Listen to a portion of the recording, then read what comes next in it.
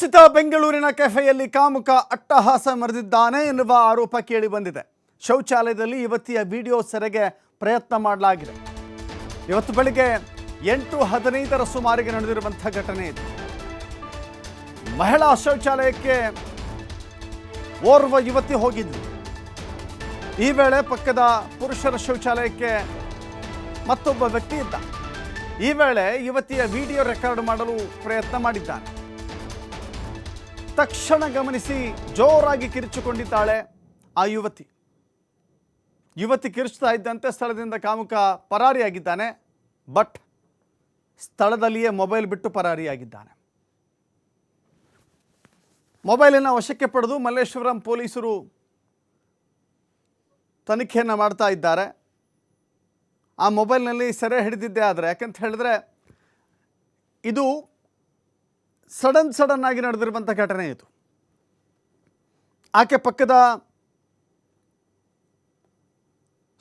ಟಾಯ್ಲೆಟ್ನಲ್ಲಿದ್ದಾಳೆ. ಆ ಸಂದರ್ಭದಲ್ಲಿ ಇವನು ಪಕ್ಕದ ಟಾಯ್ಲೆಟ್ನಲ್ಲಿದ್ದಾನೆ. ಅದನ್ನು ರೆಕಾರ್ಡ್ ಮಾಡಲಿಕ್ಕೆ ಪ್ರಯತ್ನ ಮಾಡಿದ್ದಾನೆ.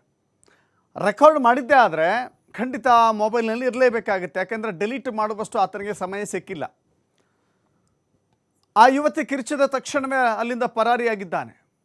ಸೊ ಹೀಗಾಗಿ ಬೆಂಗಳೂರು ಮಲ್ಲೇಶ್ವರಂ ಪೊಲೀಸರು ಬೆಂಗಳೂರು ಕೆಫೆಯ ಸ್ಥಳಕ್ಕೆ ಧಾವಿಸಿ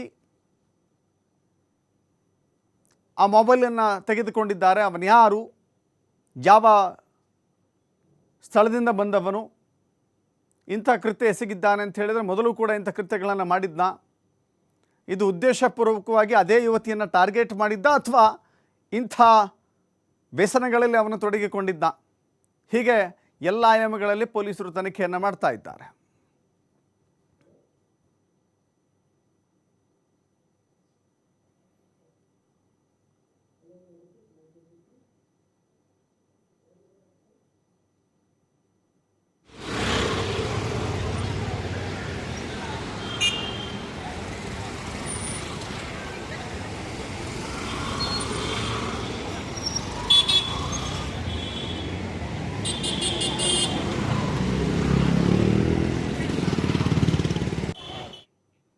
ಮತ್ತಷ್ಟು ಮಾಹಿತಿ ನಮ್ಮ ಪ್ರತಿನಿಧಿ ಸಂತೋಷ್ ಪಟೇಲ್ ಇರ್ತಾರೆ. ಸಂತೋಷ್, ಗಮನಿಸ್ತಾ ಇದ್ದೀವಿ, ಈತ ಬೆಂಗಳೂರಿನ ಒಂದು ಕೆಫೆಯಲ್ಲಿ ಈ ರೀತಿ ದುಶ್ಚಟಕ್ಕೆ ಒಳಗಾಗಿದ್ದ ಅಥವಾ ಈ ರೀತಿ ವಿಚಿತ್ರ ರೀತಿಯ ವಿಕೃತವನ್ನು ಮೆರೆದಿದ್ದಾನೆ ಅಂತ ಹೇಳಿದ್ರೆ ಇದೇ ಮೊದಲನೇ ಬಾರಿಗ, ಅಥವಾ ಇಂಥದ್ದೇ ಕೃತ್ಯಗಳನ್ನು ಆತ ಹಿಂದೆ ಕೂಡ ಮಾಡಿದ್ನ, ಆತ ಯಾರು ಏನು ಎತ್ತ ಅಂತ ಹೇಳಿದ್ರೆ ಪತ್ತೆ ಹಚ್ಚಲಿಕ್ಕೆ ಮೊಬೈಲ್ ಸಿಕ್ಕಿದೆ. ಈಗ ಪೊಲೀಸರಿಗೆ ಏನಾದ್ರು ಇನ್ಫಾರ್ಮೇಷನ್ ಸಿಕ್ಕಿದೆಯಾ ಆ ವ್ಯಕ್ತಿಯ ಕುರಿತಾಗಿ?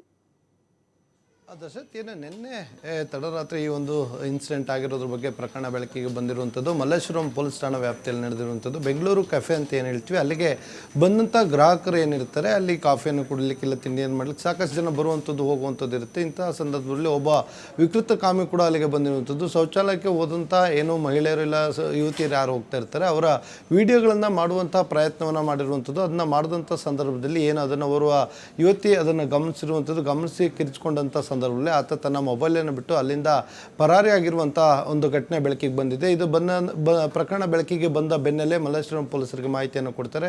ಸ್ಥಳಕ್ಕೆ ಬಂದು ಪರಿಶೀಲನೆ ಮಾಡಿದಾಗ ಆತ ಮೊಬೈಲನ್ನು ಬಿಟ್ಟು ಅಲ್ಲಿಂದ ಎಸ್ಕೇಪ್ ಆಗಿರುವಂಥದ್ದು. ಹೀಗಾಗಿ ಮೊಬೈಲನ್ನು ವಶಪಡಿಸ್ಕೊಂಡಿದ್ದೆ. ಅದರ ಜೊತೆಗೆ ಆತ ಯಾರು ಅನ್ನೋದು ಒಂದು ಗುರುತನ್ನು ಪತ್ತೆ ಮಾಡಬೇಕಾಗಿರುವಂಥದ್ದು. ಇದಕ್ಕೆ ಅಲ್ಲಿನ CC ಕ್ಯಾಮ್ರಾ ಫುಟೇಜ್ಗಳೇನಿತ್ತು, ಸೊ ಅವೆಲ್ಲವೂ ಕೂಡ ವಶಪಡಿಸ್ಕೊಂಡು ಆತನ ಗುರುತನ್ನು ಪತ್ತೆಯನ್ನು ಮಾಡಲಿಕ್ಕೆ ಮುಂದಾಗಿರುವಂಥದ್ದು. ಅದರ ಜೊತೆಗೆ ಆತ ಯಾರ ಜೊತೆ ಬಂದಿದ್ದ, ಒಬ್ಬನೇ ಬಂದಿದ್ದ, ಇದೇ ಮೊದಲನೇ ಬಾರಿಗೆ ಇಂಥ ದುಷ್ಕೃತ್ಯವನ್ನು ಎಸಗಿದ್ದಾನೆ. ಈ ಮೊದಲು ಕೂಡ ಇಂಥ ಏನಾದರೂ ವಿಡಿಯೋಗಳನ್ನು ಮಾಡುವಂಥದ್ದು, ಆ ವಿಡಿಯೋಗಳನ್ನು ಫೇಸ್ಬುಕ್ ಮುಖಾಂತರ ಇಲ್ಲ ಸೋಷಿಯಲ್ ಮೀಡಿಯಾಗಳಿಗೆ ಹಾಕ್ತೀನಿ ಅಂತೇಳಿ ಅವ್ರಿಗೆ ಬೆದರಿಕೆಗಳನ್ನು ಹಾಕುವಂಥದ್ದು, ಹಣಕ್ಕೆ ಡಿಮ್ಯಾಂಡ್ ಮಾಡುವಂಥದ್ದು, ಇಂಥ ಕೆಲಸಗಳನ್ನು ಮಾಡ್ತಿದ್ದ. ಇಲ್ಲ ಅವರು ಈತ ವಿಕೃತ ಕಾಮಿ ಆಗಿದ್ದ. ಕೇವಲ ಈತ ಆ ಮಹಿಳೆಯರು ಇಲ್ಲ ಯುವತಿಯರ ಖಾಸಗಿ ವಿಡಿಯೋಗಳನ್ನು ಮಾಡಿಕೊಂಡು ಅದನ್ನು ನೋಡಿ ಈತ ಸುಖಪಡುವಂಥ ವಿಕೃತಿ ಏನಾದರೂ ಹೊಂದಿದ್ದೆ. ಇವೆಲ್ಲವೂ ಕೂಡ ಆತನ ಬಂಧನದ ಬಳಿಕ ಬೆಳಕಿಗೆ ಬರಬೇಕಾಗಿದೆ. ಅದರ ಜೊತೆಗೆ ಆತನ ಮೊಬೈಲ್ ಏನು ವಶಪಡಿಸ್ಕೊಂಡಿದ್ದಾರೆ ಅದನ್ನು ಓಪನ್ ಮಾಡಿ ನೋಡಿದ ಸಂದರ್ಭದಲ್ಲಿ ಅದರಲ್ಲಿ ಏನಾದರೂ ಒಂದಿಷ್ಟು ವೀಡಿಯೋಸ್ಗಳು, ಫೋಟೋಸ್ಗಳು ಇರುವಂಥ ಸಾಧ್ಯತೆಗಳಿರ್ಬೋದು. ಹೀಗಾಗಿ ಪ್ರಕರಣ ದಾಖಲು ಮಾಡಿಕೊಂಡಿರುವಂಥ ಪೊಲೀಸರು ಎಲ್ಲ